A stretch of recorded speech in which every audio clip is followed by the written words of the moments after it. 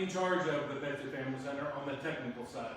We have a full educational team and a collections team that help design and install this place, but I kind of keep it running, keep it operational to what you see here.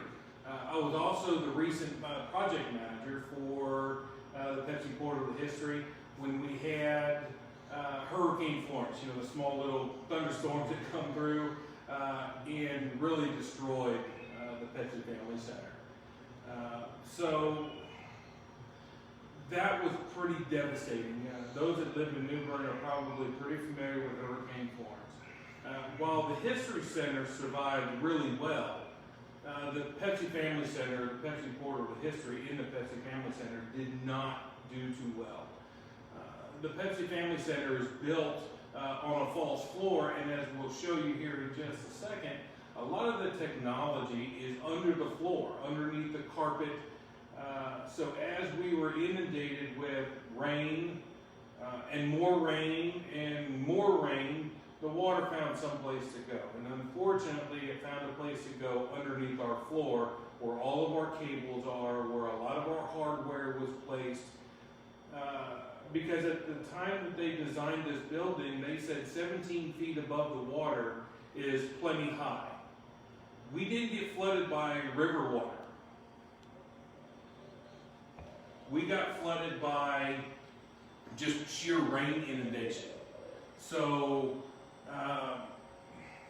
just that sheer volume of water, the water had some place to go, and it went under our floor and just covered our technology. So unfortunately, we were down for almost 14 months while I worked with independent contractors and design teams and software teams to completely upgrade our beloved Pepsi Family Center. Let me share with you a couple pictures shortly thereafter when I first got on site and looked at the damage.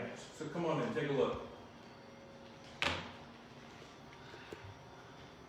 This here is a picture of what we call our Times Square in the Pepsi Family Center, which you're going to see here in just a second. This is our Mayor Clock Tower. This is our Mayor Clock Tower here. You see these green tiles right here? These green tiles lay on top of these floor stanchions. And on top of the green tiles is either laminate or carpet. At the time it was laminate.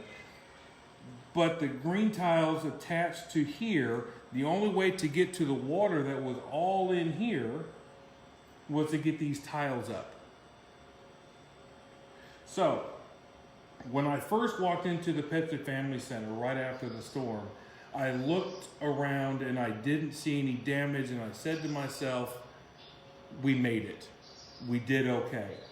And then that's when I first opened up the first hole that I saw, or the first hole that I was able to open up, and I stuck my head down into it and I saw water. And the thing that concerned me was not necessarily this water being about 3/4 of an inch deep, but it was all the debris that was on top of these cables. So that means that water got at least up to these tops of these conduits. And I knew at that moment, right after Hurricane Florence, we were going to be down for quite some time. And I got to be honest with you folks, that hurt. I love the Pepsi Family Center. It is so dear to our community, our school children, our guests, visitors of all ages. Once they get into our technology and the immersion the immersion environment that the Pepsi Family Center has become to be known for, being destroyed like that, it hurt.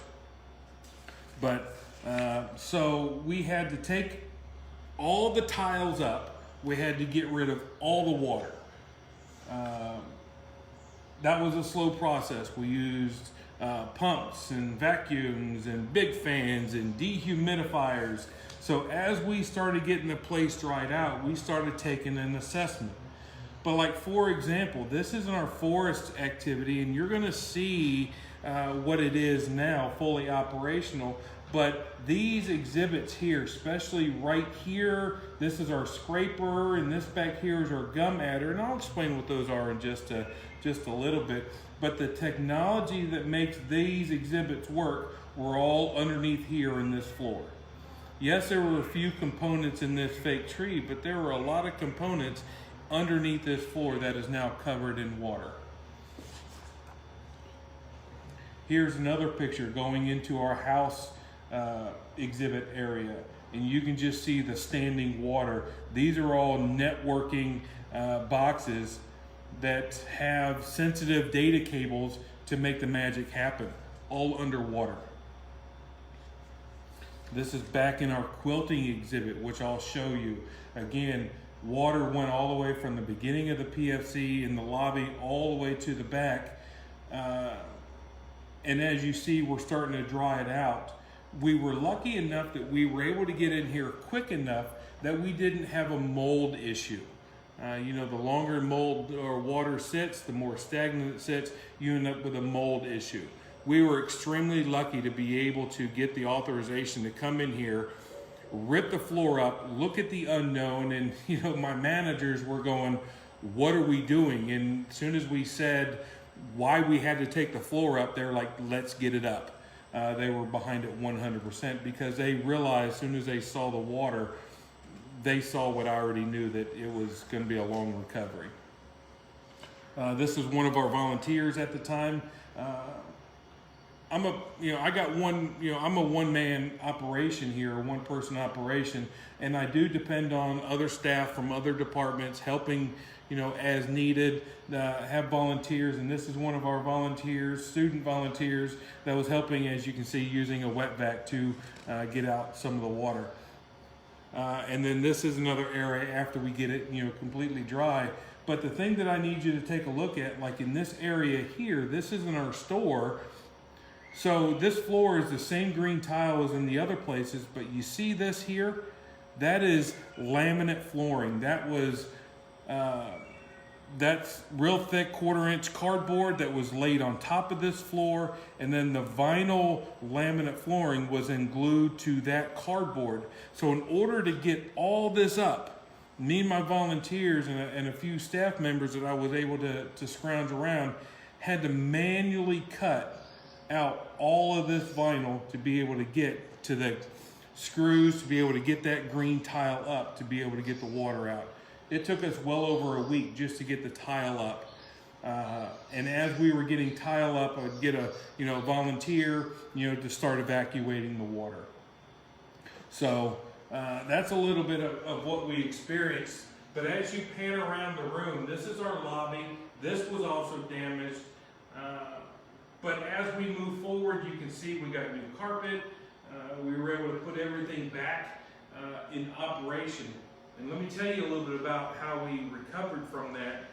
I had to call in the original design team, and they came down and they did an assessment of the damage to the equipment, not necessarily to the infrastructure or what the carpet looked like.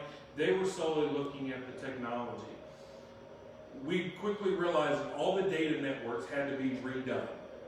I installed about 6,000 feet of Cat6 cable all the way from a server room back into this room, because all of the cable that was here was underwater, and that must, if it's wet, it has to go. So we had to relay all of that cable in order to at least get some functionality.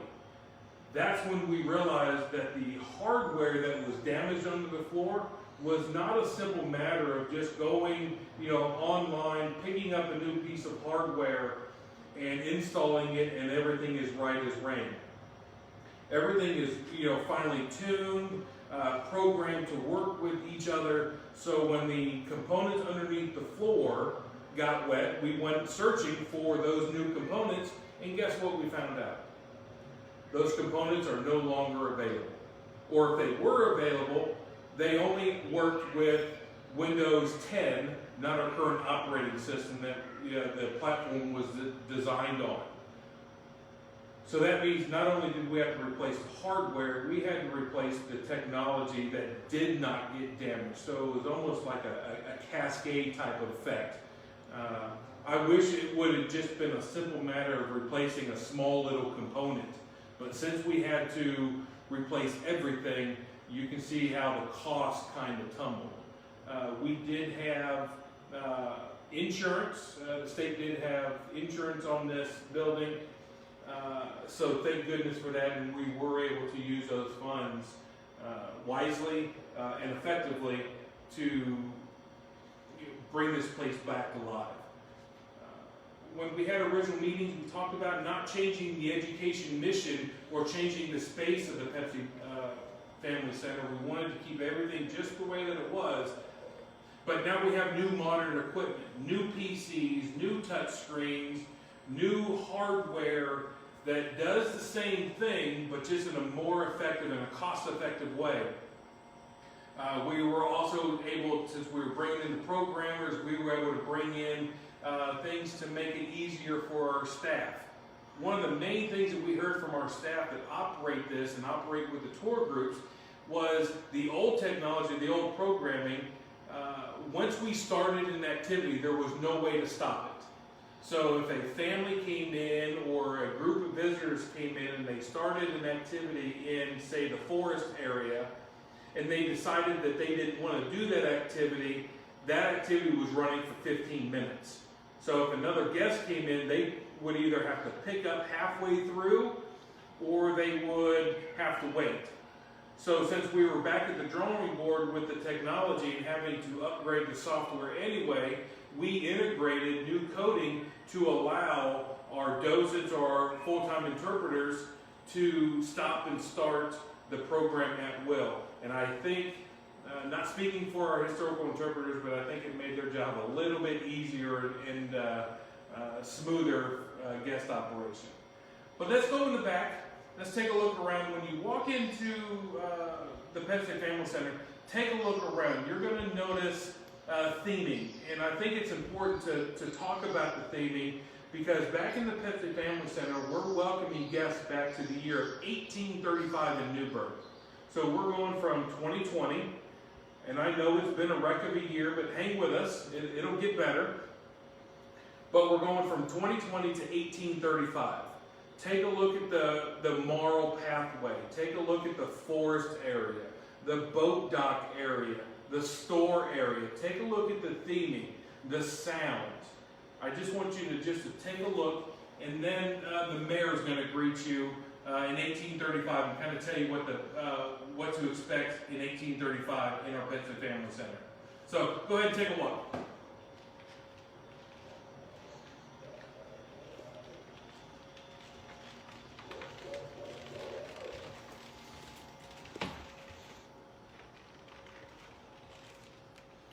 So as you see, you're taking a look around, which right in front of you is our clock tower. That's like Times Square.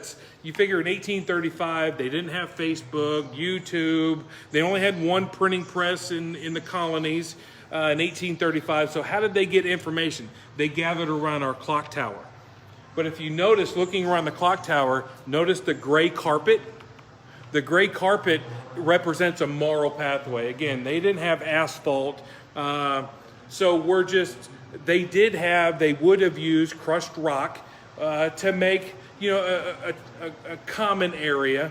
So this gave me an opportunity, or Hurricane Florence gave me an opportunity to kind of upgrade our theming, because originally it was just with all laminate flooring, multicolor, but we had a chance, an opportunity to actually theme it and make it look like a real town square. You can pan over and look in the turpentine area, in the forest area. You can see the green textured carpeting area that kind of makes it look like a forest lawn or forest area. Combine that with a set of logs and fireplace, kind of makes it feel like you are in a real turpentine distillery. So go ahead and turn your attention to the mayor. The mayor's going to greet you here in just a second, and he's going to explain to you what to expect in 1835.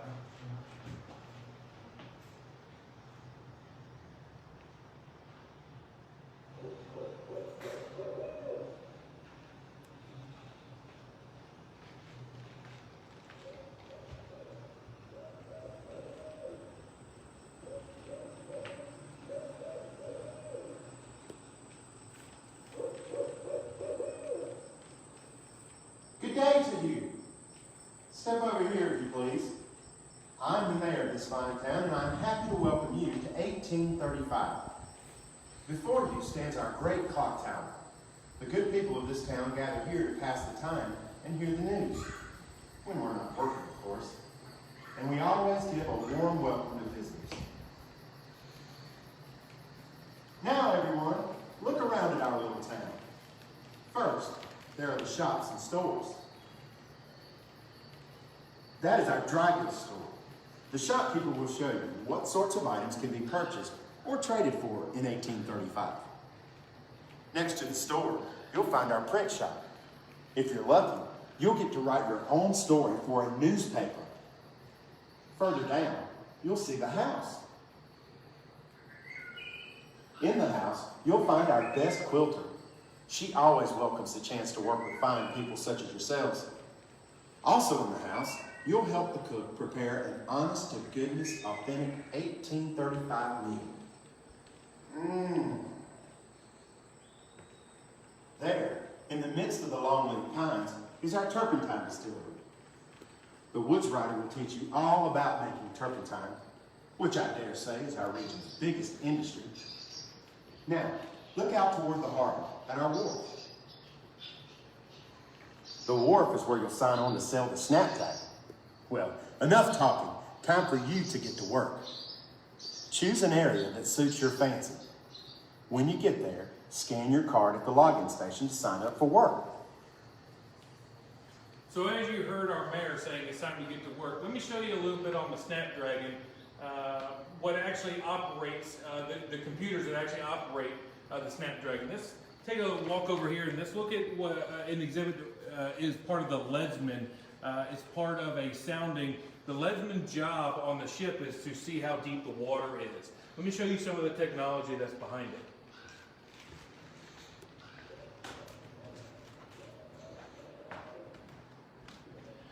So here at this station, one of our guests would be assigned to operate the leadsman, which is this rope. And what it's signifying is that somebody or a sailor would be throwing a leaded weight over the rail of the ship and counting marks on the rope to see how deep the water is. And that lets the captain know and the first mate know how deep the water is. And if you know anything about North Carolina coastal history, ship groundings are a common occurrence in 1835. Remember, they didn't have sonar, they didn't have GPS. They had to depend on old school technology like this to guide their way.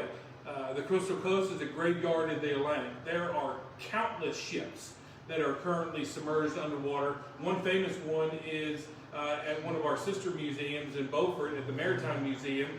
You can go see they're resurrecting and they found Blackbeard's ship.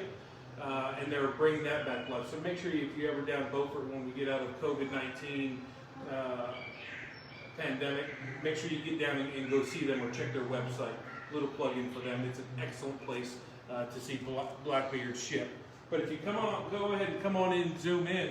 This is a touch screen here that when fully operational turned on. This one's not turned on just yet, but this is a fully 10-point touch screen.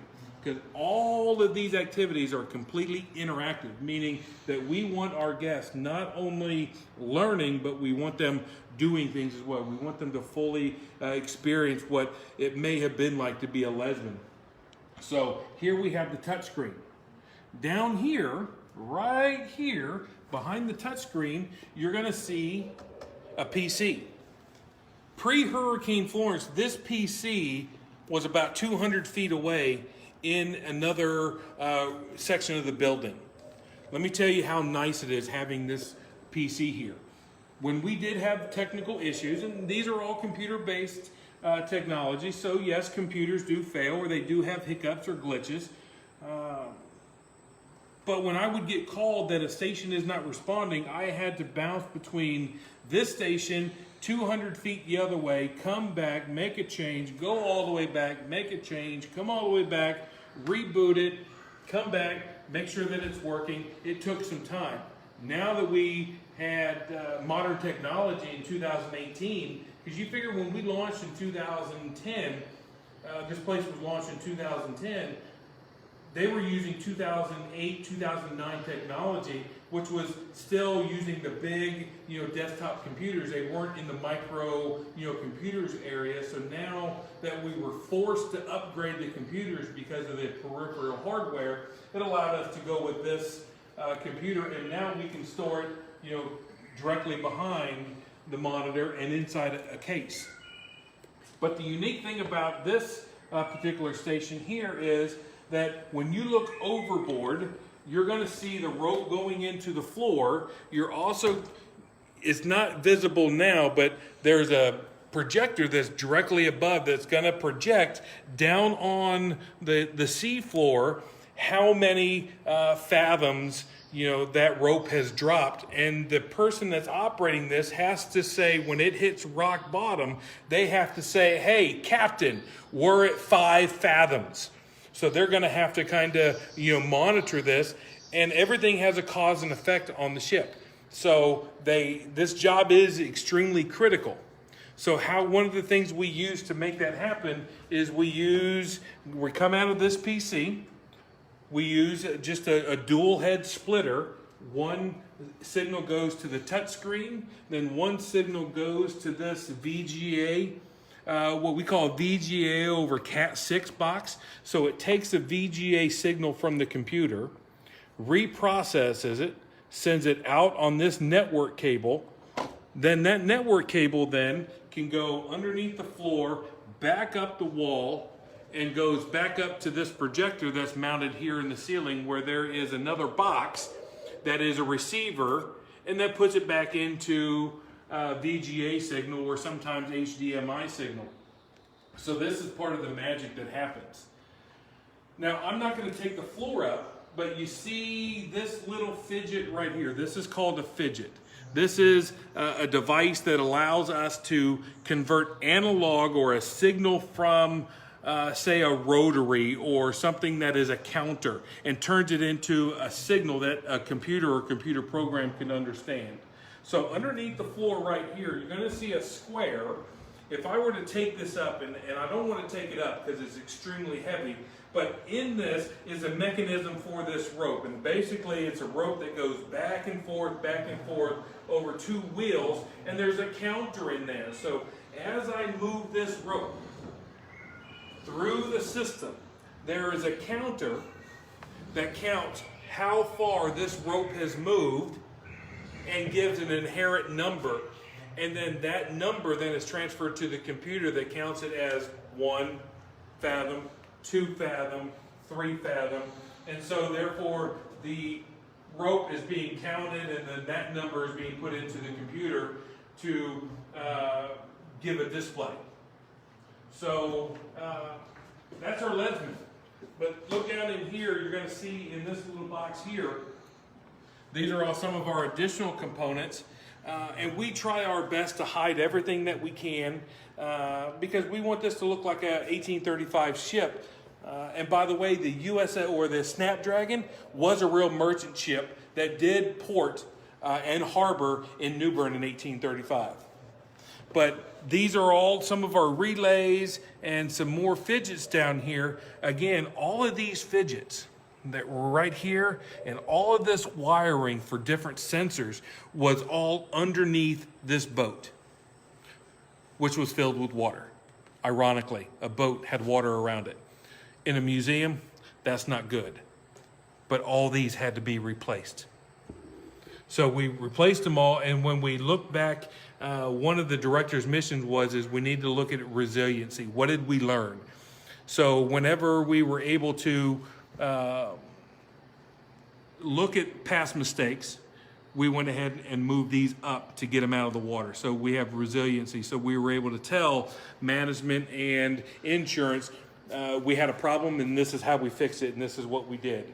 But as you see, now it's fully covered. This was an unused space. Now,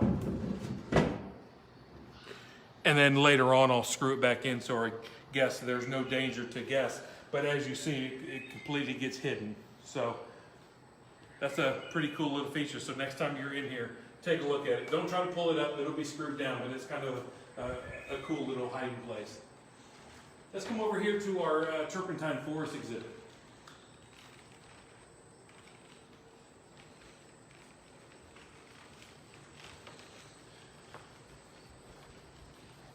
So over here, this is one of our, you can see the sign down here on the bottom says turpentine activity. This is our main login station. I'm gonna go ahead and fire it up. I don't know how the sound is gonna react to the camera.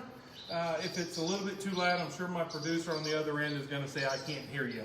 But I'm gonna fire it up and you're gonna see a couple cool added features that we added programming wise to, you know, how this place operates. Like I was telling you, how the docents get along with the new programming.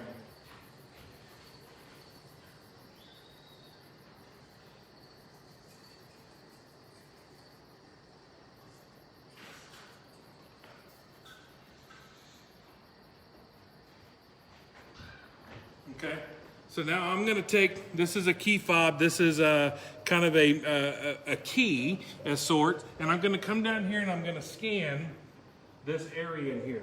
If you look behind here, here's an RFID reader, radio frequency ID reader. So this is mounted on the back, it's plugged into the computer, and the computer software is going to interpret this. Not every RFID will unlock. As you see here, it says unlock, ask for help to start. Even if you have one of these that operates your office door or your home door, these are just like regular keys. These are assigned to these machines. So I'm going to take this and I'm going to scan it. You see the docents are now presented. This is all new. Do you want to start a new session now? As soon as I hit yes, look around. All the activity stations came to life. Now just imagine a guest or you in front of these machines. Part of our education mission was just not games. So the Woods Writer is telling people what to expect in 1835 on how to operate a distillery. Now, we included in the new programming to allow the historical interpreters or the docents to skip this feature, that if, say, our guests have already been here once and they've already been exposed to the education mission and they just want to see how many barrels of turpentine they make, this is a new feature that we added. I can take my gray card again or my key fob and scan it, and I can say skip training. Are you sure you want to skip training for all stations? Yes.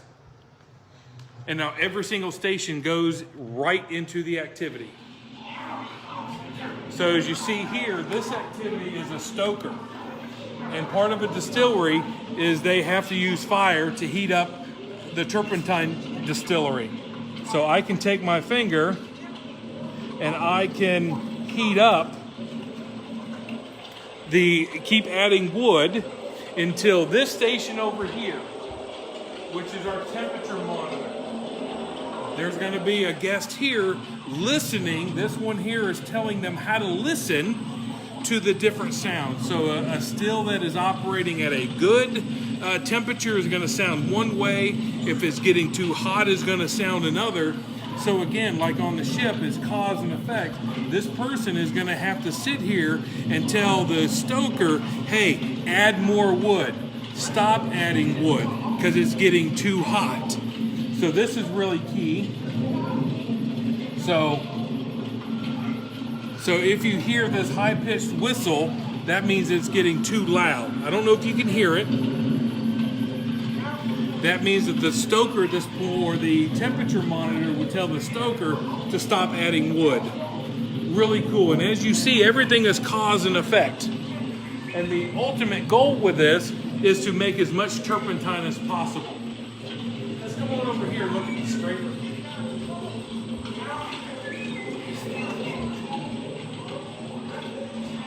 This scraper here is a pretty popular activity, but it is a lot of work. It doesn't look like it's a lot of work, but this activity is really cool, but again, you've got to do a lot of work. Okay? There is, just like in this one over here, there's an RFID reader here in the base. There's an RFID tag here in the barrel. But watch this screen. Right now the screen looks kind of grayed out. There is no barrel. When I take the barrel and put on top, and now you see a barrel illuminated and the Woods Writer is telling you what to do. So now I'm going to take this scraper, and as I scrape the tree, which is mimicking how they would have actually scraped the pitch off of the tree, or the turpentine, or the sap, more particularly the sap off of the tree, you're going to see the barrel starting to fill up.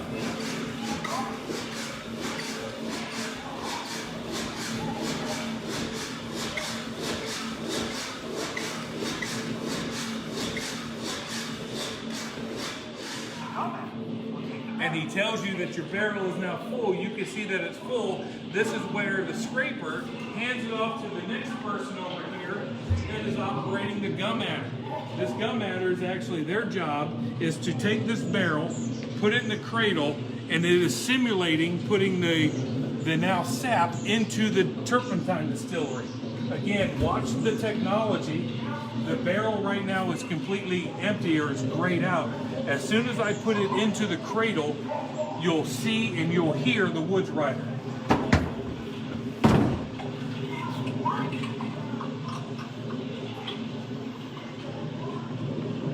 And so it's emptying the barrel. And now it's time to empty it. So we take the barrel back out, send it back to the scraper, and the process goes over and over and over again. So out of the 8 stations, we have to make as many barrels of turpentine as possible, all working together. This is a real popular activity here.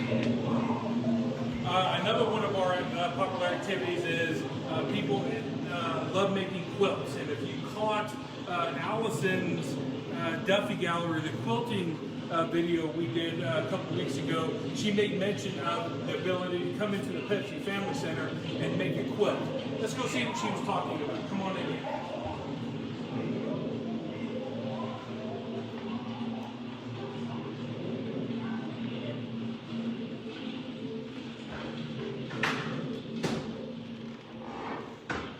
So this is our quilting room, and you're going to see 4 touch screens in here, and right now this station is not currently turned on. But you're going to see we have a digital dosing up here, and when we fire it up, the quilter is going to greet you. And then as the education mission component transitions from what a quilting bee is and how quilts are made, 4 individuals can sit down here and make a quilt. They can make as many quilts as they want, and they're given little scraps of fabric, and they can pick the color, pick the style, and they can make a quilt here. And then at the end of the quilting bee, the quilter will take all of the patterns that were made and stitch it all together and display it up here on the screen as a finished quilt. But let me open this up. Normally this is locked, but there's a lot of technology that's underneath here. So you see your 4 touch screens. I'm going to open this up. And so you see 4 touch screens that are adhered to, the outside shell, but then you're going to see 4 individual computers. Again, I want to remind you, pre-Hurricane Florence, these computers were about 200 feet away. So if I ever had an issue, I had to bounce between the monitor and the computer, go back and forth across hallways. It delayed repair. When they were all down, there was a lot of work getting them all back online. But now that these computers are all right here, I can isolate and fix an individual computer or all the computers. I can even take this computer out if it fails. I can put a new one in it, and within a brand new computer in it that's already programmed that I keep as spares, and swap it out, and within 5 minutes, this entire exhibit is fully operational again.